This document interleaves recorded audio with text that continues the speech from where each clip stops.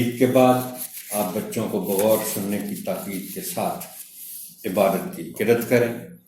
آپ کے لیے میں قرت کرتا ہوں۔ پرنسپل صاحب اپنے دفتر میں موجود تھے۔ ایک ننھے منھے طالب علم نے اندر آنے کی اجازت طلب کی۔ السلام علیکم سر، کیا میں اندر آ سکتا ہوں؟ وعلیکم السلام، آؤ بیٹا آؤ، پرنسپل صاحب نے کہا۔ شہیر، سر مجھے ایک قلم ملا ہے، شاید کسی طالب علم کا گر گیا ہے، یہ قلم آپ لے لیجئے اور جس کا ہے اسے پہنچا دیجیے۔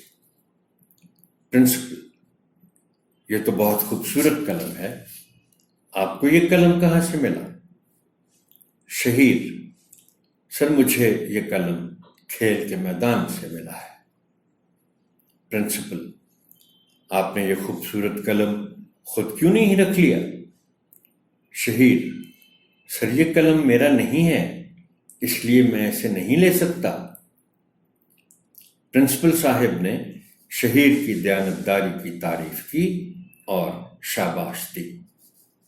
اگلی صبح اسمبلی میں پرنسپل صاحب نے شہیر کو اسٹیج پر بلایا اور سب کے سامنے اس کی دیانتداری کی تعریف کی۔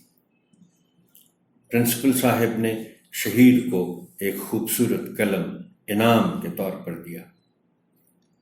پرنسپل صاحب نے مزید کہا کہ ہم آج سے اسکول میں ایک باکس رکھ رہے ہیں، اگر کسی طالب علم کو کوئی گمشدہ چیز ملے تو وہ اس باکس میں ڈال دیں، اور جس طالب علم کی چیز ہو وہ دیانتداری سے وہاں سے لے لیں۔